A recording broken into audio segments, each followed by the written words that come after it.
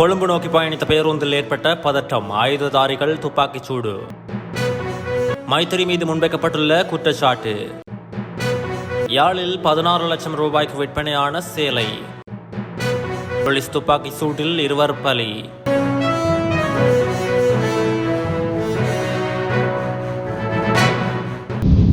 புத்தளத்திலிருந்து கொழும்பு நோக்கி நேற்று சென்று கொண்டிருந்த தனியார் பேருந்து ஒன்றில் ஆயுததாரிகள் ஏறியமையால் பதற்ற நிலை ஏற்பட்டுள்ளது. பேருந்து பயணித்துக் கொண்டிருந்த போது ஆயுதாரிகளால் மேற்கொள்ளப்பட்ட தாக்குதலில் காயமடைந்த நடத்துனர் மாரவில ஆதார வைத்தியசாலையில் சிகிச்சைக்காக அனுமதிக்கப்பட்டுள்ளார்.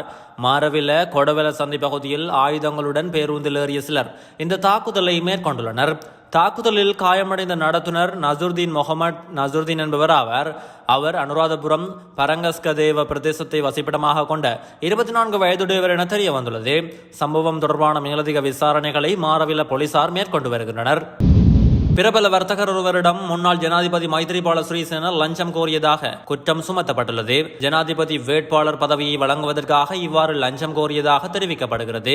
அமைச்சர் மஹிந்த அமரவீர இந்த குற்றச்சாட்டை சுமத்தியுள்ளார். ஸ்ரீலங்கா சுதந்திர கட்சியின் நிறைவேற்று குழு கூட்டத்தில் பங்கேற்றதன் மூலம் மைத்ரிபால சிறிசேனா நீதிமன்றை அவமரியாதை செய்துள்ளதாக குற்றம் சுமத்தியுள்ளார். சுதந்திர கட்சியின் தலைமை பதவியை வகிக்கக்கூடாது என நீதிமன்றம் தடை உத்தரவு பிறப்பித்துள்ளதாக தெரிவித்துள்ளார். இந்த விடயம் தொடர்பில் நீதிமன்றின் உதவி நாடப்படும் என அவர் சுட்டிக்காட்டியுள்ளார். ஜனாதிபதி தேர்தலில் போட்டியிட முயற்சித்து வரும் நாட்டின் முன்னணி வர்த்தகர் ஒருவரிடம் மைத்ரிபால சிறிசேனா 100 மில்லியன் கோரியதாக தெரிவித்துள்ளார். எனினும் இந்த கோரிக்கையை குறித்த வர்த்தகர் நிராகரித்துள்ளதாக தெரிவித்துள்ளார். இவ்வாறான ஒரு சந்திப்பு நடைபெற்றதாக முன்னாள் ஜனாதிபதி மைத்திரி ஒப்புக்கொண்டதாக தெரிவித்துள்ளார். மைத்திரியின் வழக்குகளிலிருந்து தப்பித்துக் கொள்ளவும் அவரது நிதி விவகாரங்களுக்காகவும் சுதந்திர கட்சி பயன்படுத்தப்படுவது துர்ப்பாக்கிய நிலைமையாகும் என மஹிந்த அமரவீர தெரிவித்துள்ளார்.